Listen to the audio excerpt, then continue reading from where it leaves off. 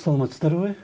Бүгін бізде қонақта профессор Сулайман Кайыпов көп жылдан бері жоғарғы білім беру тармағында, дегле білім беру тармағында иштеген адис, Түркияда дағы, Қытайда, Қытайда, Москвада. Мына ақырқы мезгілде студенттер менен мәселе чыгып атат. Анткени бир жаштар ортосунда студенттер дегеле мына студенттермен алмашуу кандай эмеде болуш керек, кандай чектери бар, кандай эрежелери болуш керек. Албетте кайсы бир мамлекетке барса, ошол мамлекеттин эрежелерин сакташ керек. Бирок бизде андай нерселер көп, мыйзамдар көп, эрежелер көп, бирок аны эч ким деле өтө деле карманбайт. Ошол учурда сырттан келгендер деле карманбайт. Анткени мындай эркин өлкө экен, эмне кылса ошону кыла берсе болот экен деген сыяктуу мамиле. Биринчиден ушу Кыргызстанга чет өлкөлүктөрдүн келип окуп аткандыгынын маанисин айтайын. Чет өлкөлүктөрдүн Кыргызстанга келип ушу жогорку билим алып атканынын өзү бул биздин баягы интеллектуалдык деңгээлибиздин төмөн эмес экендигин көрсөтөт. Себеби алардын бизден үйрөнө турган нерселери бар дегенге жатат да. Алар бизге келип атышат, университеттерибизди бүтүп атышат. Кайра барып абдан мындай ийгиликтүү иштеп жаткандары дагы дүйнөнүн бурчтарында көп да. Негизи дүйнөлүк мындай масштабта алганда азыр университетим бар, мен университеттин ээсимин деп, эгерде жеке менчик болсо, же болбосо мен мамлекеттик бир университеттин ректорумун десең, биринчи суроо ушуда: канча чет элдик студентиң бар, канча чет элдик мугалимиң бар дейт да. Эгерде чет элдик мугалим жок, анан чет элдик студентим жок, өзүбүздүн эле күчүбүз менен университет куруп алдык десең, сүйлөшпөйт. Анда сен ишти баштайлы экенсиң дегендей кылып эле күлүп коет да. Ошон үчүн бул дүйнөлүк процесс. Мындан сыртта калууга мүмкүн эмес. Биздин өлкөгө келип чет элдиктердин билип алып атканы бул абдан жакшы нерсе. Мунун эч жеринде жаман нерсе жок. Бул бир жагынан. Экинчи жагынан бул студенттер келип биздин өлкөгө акча төлөйт. Биздин өлкөбүздө, ушу биздин аймагыбызга келет дагы, ошол жерден кийим сатып алат, тамак ичет, транспортто жүрөт, анан кийин окуу акысын төлөйт, анын окуу акысынан келип туруунан мугалимдерге ал айлык болуп кетет, канча киши ошону менен жан багат. Салык төлөнөт. Ошону менен бирге эле андан салыктар кетет, сөзсүз түрдө бюджетке акча түшөт, түздөн түз. Анан ошол өзүлөрү окуган окуу жайдын материалдык базасын көтөргөнгө жардам берет. Ушунун өзү баардыгы абдан жакшы нерселер да. Биздики жакшы, бирок ушу уюштуруу жагына келгенде көп каталыктар кетет да бизден. Биринчиден тажрыйбасыздыктан, экинчиден ошо бизге келген контингенттин өздөрүнүн дагы мындай маданий деңгээлинен кетип калган убактар болот. Мисалы, мен ошо эл аралык окуу жайдын жетекчиси болгондугум үчүн абдан жакшы билем. Анан Европа ректорлор клубунда мүчөсүмүн, мындай маалыматтарым да бар да. Ушул келген башка өлкөгө барган студенттерди сөзсүз түрдө ошол жердиктер куратору болобу, же башка атайын адис болобу, ага атайын адис болуш керек да. Коомдук байланыштар менен, анан кийин психолог, педагог. Мына ушулар сөзсүз түрдө келген кишилер менен иштеш керек. Белгилүү бир мөөнөттү коюп, белгилүү программа менен, мына булар бир ай келди, бир айдын ичинде мынауларды билиш керек деп, алар менен иштеш керек да. Ошондон кийин, анан кийин муну адаптационный период дейт орустар. Биз көнүгүү мөөнөтү деп которуп жүргөнбүз. Ошо көнүгүү мөөнөтүндө булар мисалы үчүн көчөдө кандай жүрүш керек, адамдар менен кантип саламдашыш керек, салам айтса кантип айлык алыш керек, көчөдө кандай басыш керек, кызыл жарык күйүп турса кандай өтүш керек, мына автоунаалардын ичинде жүргөндө кандай болуш керек, ушулардын баардыгын үйрөтүш керек. Себеби ар бир өлкөнүн өзүнүн маданиятына жараша өзүнүн салты бар, өзүнүн расмилери бар, алар мүнөзү бар, өздөрүнүн менталитети бар. Ошолордун баарын айтыш керек да. Эмне деген маданияты бар, кайсыл нерселерге абдан көңүл буруш керек, эмнени бул эл жакшы көрөт, эмнени жаман көрөт, булардан бери айтып бериш керек. Тамак айрыкча, тамак аш маданияты, кантип тамак жеш керекке чейин айтыш керек да. Айтып, үйрөтүп койгондон кийин анан ошол мейкиндикте келген конокторубуз өздөрүнүн мындай эркин сезет, бактылуу болушат да, баягы билип алгандан кийин. Анан билбесе өздөрү каалагандай ары бери баса берет. Анан таптакыр жергиликтүүлөргө жакпаган кылык жоруктарга да ээ болуп калышы мүмкүн.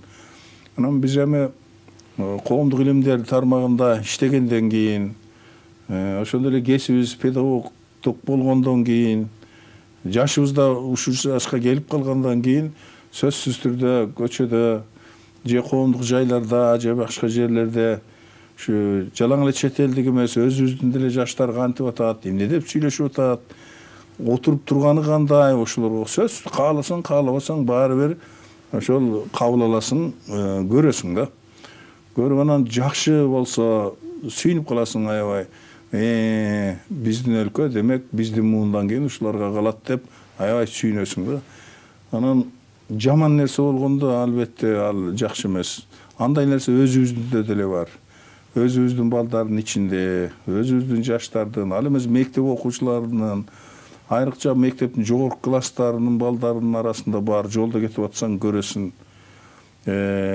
Бакырып сүйлөгөн, сөгүнүп сүйлөгөн, жолго түкүргөн сыяктуу, кишиге жол бербей чалжаңдап жолдун бир жагына бир жагына өтүп бири бирин түртүшүп аткан жаштар. Ушуларды көргөндө албетте кайгырасың. Бул демек үй бүлөдө тарбия жок. Биринчи үй бүлөнү айтыш керек. Үй бүлөдө тарбия жок. Экинчи мектептеги мугалимдердин таасири аз, оң таасир бере албайт, тарбия бере албайт. Анан балдардын өздөрүнүн дагы адамдык сапаттарында маселе бар да. Ошолорду чогултуп келип ойлогондо абдан кайгырасың, бул ушундай экен деп. Анан кийинки кездерде чет элдик студенттер көбөйүп кетти, аябай көбөйдү да. Бул деле жаман эмес. Канчалык чет элдик студент көп келсе, биздин экономикага ошончолук салым болуп аткат деген кеп да. Экинчи жагынан чет элден келип бизде иштегендер да көбөйүп кетти. Майда чүйдө жалданма иштерге келип алат, ошолор менен иштейт. Өзүнүн өлкөсүндө биз төлөгөн акчаны төлөй албайт экен, биз сыймыктанышыбыз керек. Себеби биздин эле кишилер башка өлкөлөргө барып мигрант болуп жүрбөй, биздин өлкөнү да эңсеп, ушул жерге барсам деп аракет кылып келип, Кыргызстанда өз өлкөсүнүн мигранты болуп жүргөн адамдар да көбөйдү да. Баягы глобализация деп койчу эмес беле, ааламдашуу дейт, дүйнөлөшүү дейт, кыргызча. Вот ошонун мына ковидтен кийинки экинчи этабы башталды. Ошол экинчи этабы ушундай мүнөздөлүп атат да. Демек адамдар ошол каяктан иш тапса, кайсы жерден өзүнүн өлкөсүнө караганда көбүрөөк тыйын таба алса, кандай мүмкүнчүлүк болсо ошол жака ууп кете бермей бир агым дүйнө жүзү боюнча жүрүп атат да. Ошон үчүн миграция, мигрант дегендер биздин эле проблемабыз эмес, дүйнөнүн бардык жеринде чоң проблема. Бизге келгенде жанагы айтпадымбы, мисалы үчүн менин өзүмдүн эле көргөнүмдү байкаганымды айтайын. Жолдо баратасың, баратсаң эле бир пакистандык же индиялык же араб өлкөлөрүнөн келген балдар топтолуп алып, кызыл жарыкты күтүп турасың, азыр бүтүп калат, 1-2 секунд калды. Туура, укук алардыкы. Алар өтүш керек, сен күтүп турушуң керек. Бирок алар деле ойлош керек да, 1-2 секунд калды, биз мына машинага шаштырып койбойлу деп ылдамыраак басса болот да. Жок, чоюлуп. Анан кийин мындай акырын сигнал берип койсоң, жаман көзү менен карап, сен кимсиң, биз ушу жердин мындай немеси биз дегендей эле кылып карайт да. Кээде мен киши катары ачуум келет аябай. Ушуларга мугалимдер айткан эмеспи? Бул жолдон ылдам өткүлө балдар мындай болот деген эмеспи? Эми Кыргызстанда тартип дүйнөдөгү башка өлкөлөргө караганда мына жол тартиби Кыргызстанда эң мыкты да. Кызыл жарыкта токтойсуң. Машина жок болсо да токтоп турасың да. Өтпөйсүң.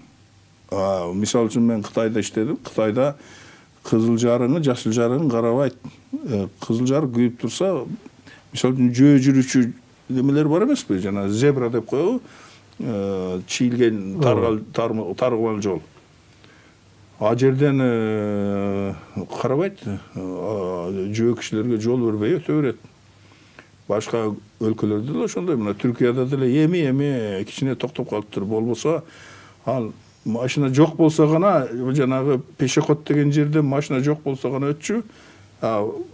Машина бар болсо машина токтоп мени жөө жүргүнчү экен деп ушу өткөрүп коет деп эч ким үмүт кылбайт да. Иранда аябай жаман дейт. Иранда светофор жок да. Иранда ошол кызыл жарык, жашыл жарык деген жок. Тегерандын өзүндө ушу башаламан, анан кийин урулбаган машинаны мен көргөн жокмун. Иранда, Тегеранда болгом мен. Баары эле урулган. Кан катып келип бир тиет экен, анан бири-бирине башын чыгарып сабыр деп коюп өтө берет экен. Ушундай эми алардын маданияты ошондой калыптаныптыр, ошо боюнча жагат экен ошону менен жашап атышат. А бизде тартип бар да, биз тартипке көнгөн, мындай тартипти кармаган элдердин бирибиз биз өзүчү. Дүйнөгө тартипсиз деп угулдук, таанылдык, а бирок чын-чынына келгенде дүйнөдө ошо тартиптүү элдердин бири ушу биз экенибизди мен ушу дүйнө кыдырган киши катары билем да. Анан ошентип көчөдө жанагынтип жүрүшөт. Кээде бирдемелерди алып жеп, анын кабыгын ыргытып койгондорун көрүп жүрөм. Мына кадимки өкмөт үйүнүн жанында эле өтүп баратсам, бирөө өтүп баратат. Өтүп баратып, мындай дүпүйгөн, кесилген, форма берилген дарак бар экен, арча сыяктуу. Ошонун колтугуна акырын жана колундагы калдыктын кагазын тыка коюп атат. Балким азыр деле турса керек деп ойлойм да. Аны караса табышат. Себеби эмне үчүн? Муну айткан эмес да. Айткан эмес. Адамдар түшүндүргөн эмес. Ал аны көрүнбөй турган жерге эле сала коюп кете бербей, аны ыргыта жылган жерин ыргытыш керек. Бул бизде тартип, жерге түкүрбөш керек деген жок да. Анан кыргыздын балдарын өздөрүндө көрөт да түкүрүп атканынчы. Аналар да түкүрөт. Ошентип баягы керикисинде дагы бар, кемигинде дагы бар деген кепке келип атат да. Японияда мисалы үчүн жанагыдай калдыктарды көчөдөн эч жака таштабайт экен. Өзүнө бир пакетине салып алып, үйүнө алып барып, үйүндөгү эмеге салат экен. Жанагы чакага, баягы андан кийин ошонун баарын ороп, анан өзүнчө үйүнөн иштелейт да анысын. Туура да. Анан көчөнү өтүп баратканда машина токтоп өткөрүү иси алар жүгүнөт экен да. Япониялыктар мени жолдон өткөрүп койдуңуз деп да, жол бердиңиз деген сыяктуу. Маданияттар ар башка. Маданияттар ар башка да. Бизде деле мисалы үчүн ушул калыптанып баратканда, мисалы үчүн кызыл немеден өтүп кеткен бир кыргыз жараны мен көргөн эмесмин. Кызыл жарык күйүп турса эле өтүп кеткен. Болот. Анан кээде болот. Бизде эле шашылып аткан убакта таптакыр машина жок болсо эки жакты карап туруп тобокелдеп өтө берет эмеспизби? Ал болот. Себеби такыр эчтеме жок болсо анан жарык күйүп турат деп тура берген да ал акыл эстүү адамга жарашпайт да. А бирок машина жүрүп аткан кезде ошону аралап жүгүргөндөр бар да. Бар. Кыргызда мен андайды көргөн жокмун, бирок кийинчерээк ушу чет элдиктерде жашыл жарык жан электе деле бир-эки кадам таштап ийгендер бар. Жашыл жарык бүтүп кызыл жанып атса деле жолдун жарымында жүрүп алгандар бар. Ушулардын баардыгы жергиликтүү адамдардын кыжырын келтирет да, кыжырын келтирет. Булар эмне деп. Мен айтып атпаймынбы, мен деле муну агайлары үйрөтпөйбү, педагогдор эмне кылып жүрөт деп эле ачуум келе берчү да. Анан ушундан улам ушу майда турмуштук майда чүйдөдөн жыйылып отуруп, анан бул мындай араздашууга маданияттардын кагылышына алып келет да. Өлкөбүзгө конок болуп келген, окуш үчүнбү, иштеш үчүнбү, дипломатиялык иш үчүнбү, эмне болсо болсун, өлкөбүзгө конок болуп келген кишилерди жакшылап кабыл алуу, аларга шарт түзүп берүү албетте биздин милдетибиз. Ал биздин өлкө жөнүндө жакшы нерселерди ойлоп, жакшылык көрүп бизден бир нерселерди үйрөнүп, анан турмушунда, ушу тагдырында тагдыр өзгөртө турган бир нерселерди алып кетсе, ал биз үчүн жакшы да. Биздин дүйнөгө таанылганыбыз ошол эмеспи? Биз бирок биз жөнүндө жаман ойдо кетсе, ушул Кыргызстанда мындай деп көрүнгөн жерге барып, туура эмес нерселерди айтып отурса, биз ошого себеп болсок, ошондойго мүмкүнчүлүк берип койсок, анда биздин жарандык вазифабыз кандай болот деген кеп бар да. Ошон үчүн бир нерсе, жана 13-үндө башталып атпайбы жанагы чатактар, биринчи кагылыш 13-үндө болгон экен майдан. Ошондой бир көчөдө бараткан бир жаш кыргыз жигиттер чет өлкөлүктөргө тийишкен дейби, кандай дейт, ушундай бир кагылыш болгон экен. Восток 5 деген эмеде, кичи чөлкөмдө, райондо. Ошондо мисал үчүн жанагы арабтар дейт, египеттик дейби, тийишип атканда аларга кыргызча жооп берсе, мисал үчүн, ай балдар, биз тигиндейбиз, мындайбыз, биз студентпиз, же биз тууганбыз, же биз десе, мүмкүн тигилер тийишпей калат эле, балким. Сөзсүз да, кыргызчаны үйрөтпөй атпайбы? Келген кишилер кыргыз тилине мындай немеси жок. Мына өзүбүздүн айтайын, мен эми түрктөрдү абдан жакшы көргөн, алар жакшы билген, өтө жакынсынган кишилердин биримин. Бирок Түркиядан келген студенттер же болбосо окутуучулар деле мен орус тили үйрөнөм, кыргыз тилине эмне кереги бар деген түшүнүктө туруп атат да. Өзүбүздүн боору бирге тууганыбыз деле ошентип ойлойт да, ачыгын айтканда. Анан башка жактан келгендер алар орус тилин үйрөнөбүз деп аракет кылат экен дагы. Анан кыргыз тилинен саламдашканды да билбейт экен да. Мисалы үчүн бул саламдашуу ушул элдин мамлекеттик тилин, ушул жердеги улуттун эне тилин билип алуу дегендин өзү эмне деген болот? Бул ошол эки модалдын ортосундагы көпүрө да тил. Мисалы өзүңүз айткандай жанагындай ай байке тамекисин алып бербей койгон турбайбы? Байке бериңиз тамекини десе эле күлүп берип коет. Сөзсүз түрдө, себеби байке деген бул улуу кишиге кайрылганда урматтоо менен айтылган сөз, бул маданий код бул. Себеби байке дедиңби бүттү, суулар токтойт. Анан кийин бер сен эмне деп отурса, балким башка кайсы бир тилде сүйлөп атса, алардын баардыгы мындай ошол убакта, ошол саат, ошол секундта ал кыжыр келтирүүчү, мындай адамдардын жинин козутуучу бир факторго айланып кетет да. Ошон үчүн келгендерге сөзсүз түрдө кыргыз тилинин ошо минимум лексикасын сөзсүз түрдө үйрөтүп, жаттатып, керек болсо ээрчитип жүрүп, практикасын көрсөтүп, соода жеринде, тамак ичкен жайда, көчөдө, мынау коомдук транспортто, ушулардын баардыгында кандай кошо жүрүп үйрөтүш керек. Кошо жүрүп үйрөтпөсө болбойт. Анан мына мен кээде ошол коомдук транспортко түшүп бир жактарга барам. Мына азыр деле мен коомдук транспорт менен келдим ушул жерге, себеби машинаны кое турган жер жок. Анан кийин кээде түшүп калам. Анан бир пакистандык же билбейм, балким Бангладеш же бир жактан келген жигиттердин ушу телефон менен бакылдап мен жарым саат жүрсөм, ошо жарым саат бою кайдагы бирөөлөр менен ошо жердеги 50-60 кишини бир теңин алып койбой бакылдап кыйкырып атканын көрөм да. Мен далай жолу көрдүм муну. Дагы бир нерсе. Мынау мыйзамсыз келген экен, мыйзам бузуп, эрежелерди сактабай деп улам чыгып атат мындай бир маалыматтар. Биздин тартип коргоо уюмдары кармап, аларды депортация кылат экен. Мүмкүн ошону анчалык көп даңазалабай, мынчаны кармадык, түкүнчөнү кармадык, жиберип ийдик дебей, аларды кармаса, бир нерсени бузган экен. Ушул бузган нерселерди оңдогула деп, мисалы үчүн, шарт түзүп берип, убакыт берип, мына иштейин деп келипсиң, макул иштегин, бирок мына аны оңдоп койбойсуңбу, мына документтерин туура эмес экен деп эле, аны элге жайып отурбай эле акырын бүтүрүп койсо болот беле биздин тартип коргоо органдары?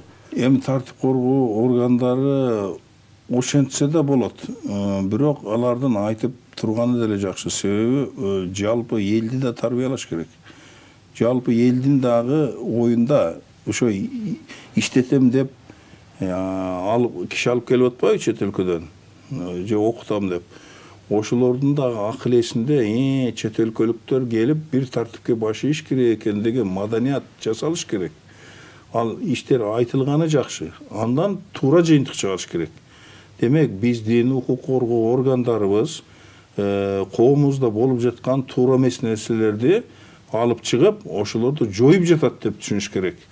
Кээ бирлер теске түшүнүшү мүмкүн. Ушулар ошентип айтып аткандыгы үчүн эл козголуп атат. Жок, андай болбош керек. Андай түшүнбөш керек да. Бирок жанагы бейбаш балдар, тарбиясы жок, маданияты жоктор, ошентип түшүнүп калып атпайбы? Булар мындай турбайбы? Булар бузат турбайбы биздин эрежени, жоголсун деген сыяктуу бир жанагыдай бейбаштыкка барып калып атат. Өзүнүн жерин, өзүнүн шаарын коргоо инстинкти ойгонуп кетет. Ойгонуп кетет да, ушу буда эле ошол баары ушундай турбайбы дегендей адамдардан турбайбы деп ошентип калышы дагы сөзсүз түрдө мүмкүн. Бирок биздин жаштар дагы ошо маданияттуу болуш керек да, маданияттуу болуш керек. Анан кыргыз өзү коноктун кутуруп кеткенин жактырбаган эл. Конок койдон жоош дейт. Конок өзүнүн ордун билиш керек. Мына биз деле чет өлкөлөрдө жүрдүк. Ошо жердин эрежесине баш ийишибиз керек сөзсүз түрдө. Ал жерде кандай болсо ошондой болуш керек. Анан кийин келип алып эле мен каалагандай жүрөм десек болбойт да. Эч кимге жакпайт ал. Мына мен 45 жашымда башка өлкөгө барып иштедим. Ошолордун мыйзамына 100% баш ийип, эмне кылса ошону кылып, ошентсең анан кийин бактылуу болосуң, ошентсең анан өзүңдүн максатыңа жетесиң да. Анан жок, биздин өлкөдө андай эмес деп ары бери жүрө берсең, анда кандай болот? Андай болбойт. Ошон үчүн мына келгендер менен сөзсүз түрдө алып келгендер, аларды алып келгендер иштеши керек. Аларды кандайдыр бир деңгээлде ушу кыргыз маданиятына жакындатып, кыргыз маданиятынын эң керектүү жерлерин, жок дегенде коммуникацияга керек болгон жерлерин аларга сиңириш керек. Ансыз болбойт. Алар тияка Кыргызстанда жашагандан, Кыргызстанда окуп же иштегенден кийин кыргыз маданиятынын бир жерин, кайсы бир мыкты жактарын сөзсүз үйрөнүп кетиш керек. Эгерде аларды үйрөтө албай эле, алардын кара күчүн пайдаланып, анан аларды иштетип туруп анан кийин кетирип жиберсек, кыргызча саламдашканды да укпаган болсо, анда ал биздин чоң кемчилигибиз да. Анан мынабу жанагы мыйзамсыз кишилердин келип жатканынын өзү бул жакшы эмес. Демек биздин ишибизде дагы кемчиликтер көп дегенди билгизет да. Эгер өлкөңүздө мыйзамсыз адамдар жүрүп атса, алар каалаганын кылып атса, демек биз тартиптүүлүккө толук жете элекпиз деген кеп да. Мына мен Кытайга барып иштеп жүрдүм. Кытайга барып келип да жүрдүм. Менин канча жолу өткөнүм, кандай максат менен өткөнүм, кээде делегация менен, кээде жалгыз өткөнүм, бардығы жанагы маалымат топтомунда бар да. Мен бармагымды койгондо эле тияктан чыгат да, бармакты койгондо эле. Бирок ошого карабастан, бул баягы киши турбайбы, мындай дипломатический паспорт менен өтүптүр, жана мындай болуптур, тигиндей болуптур деп баягы киши турбайбы, өтө берсин деп койбойт. Текшерет баары бир. Текшерет, аябай текшерет. Анан ары алып барып бөлүп алып дагы текшерет. Анан ачуң келет да, бул эмне мындай көргөн жоксуң, мен ал дегенде ачуулангам. Мен эмне көргөн жоксуңар? Көрүп турбайсың мына жерде экранда турбай. Деп кийин ойлонуп көрүп, мен аларга кайта мындай бир урмат менен мамиле кылып калдым. Себеби өзүнүн өлкөсүнө адамдарды ошентип өткөрө керек. Жөн эле ар ким кирип чыга бере турган ачык эшик болуп калса, биздин чек ара, анда болбойт. Чек арадан керек болсо бир чымчык дагы мыйзамсыз өтүп кетпеш керек. Мен Кытайдан ошону үйрөндүм да билдим. Мамлекет болуунун эң негизги шарттарынын бири ошол. Адамдар эмес, мыйзамсыз кирип келген адамдар эмес, мыйзамсыз чымчык учуп өтпөш керек да. Вот ошондо гана анан кийин мамлекет болуунун негизги чекитине биз жеткен болобуз. А болбосо өлкөбүз сонун биздин тирүүнүн эле бейишиндей болгон жер, бу жерге көз арткан, ушул жерде жүрсөм дегендер абдан көп дүйнөдө. Бу жерде иштебесең деле оокатың өтө берет эмеспи? Ачка калбайсың. Элдин мүнөзү да ошондой. Берчи бир сындырымдан десең берет. Кандай кыргыз болсо да берет. Мени багып туруп бир жума десең багып турат. Ушундай ментальный, ушундай да биздики. Ошон үчүн маданият жагынан дагы, анан кийин мына физикалык жагынан, географиялык жагынан дагы абдан ыңгайлуу жерде болгондугубуз үчүн бизге келип кеткен кишинин саны мындай арта берет. Жаштар да келет, картаңдар да келет, баары келет. Бардык диндерден келет, бардык маданияттан келет, бардык материктерден келет. Ошолорду келгенде мыйзамга ылайык тосуп алып, мыйзамга ылайык узатып коюу. Эч качан өлкөбүз жөнүндө жаман ойдо болтурбай турган бир системаны сөзсүз түзүшүбүз керек да. Эми жүздөгөн жылдар бою араң түзүлөт экен, бирок азыр эми убакыт ылдам агып атпайбы? Биз муну тез эле түзүп коебуз го деген оюм бар. Анткени мурдага караганда азыр мисалы үчүн тартип бар. Мына мен чет өлкөлөргө аяк учам. Мен мындан бир 17-18 жыл мурда Стамбулга учкан самолеттон бир киши менен бетме-бет келгем. Билети жок экен. Билети жок, өтүп кетиптир. Немеде отурат, жанагы күтүү залында отурат. Сүйлөшүп калганда айтып атат. Мен билетим жок эле, келип өтүп кеттим деп. Мен айттым, кандай өтүп кеттиң? Десем, эмне дейт билесизби? Мен ушул кезге чейин намызыма келет. Бул өлкөдө мыйзам жок. Бул өлкөдө $25 пилди да алып келип, прописка кылып койсоң болот дейт. Көрдүңүзбү? Түрк беле? Ооба. Анан кийин мен айттым, мен бул өлкөнүн жаранымын. Бул өлкө меники. Мен ушул жерде туулгам. Мен кыргызмын. Мен кыргыз эмес деп ойлогон окшойт го. Бул кандай бул? Эмне деп атасың сен? Дегенимде эле качып жоголду. Анан мен чыгып туруп баратканда айттым, самолеттун салонунда көрүшөбүз экөөбүз. Анан мен туруп самолеттун салонунан издедим, бирок аны мен таба алган жокмун. Биздин убактыбыз ушпай койду. Эми ошондой бир кезде ошондой бир эме болуп кеткен. Өзгөчө мына СССР чачыраган мезгилде. Ооба, азыр тартипсиздик. Азыр акырындап орноп баратат десек болот, Убактыбыз да аяктап калыптыр. Рахмат сизге. Бизде конокто профессор Сулайман Кайыпов болду. Рахмат сизге. Саламат болуңуздар.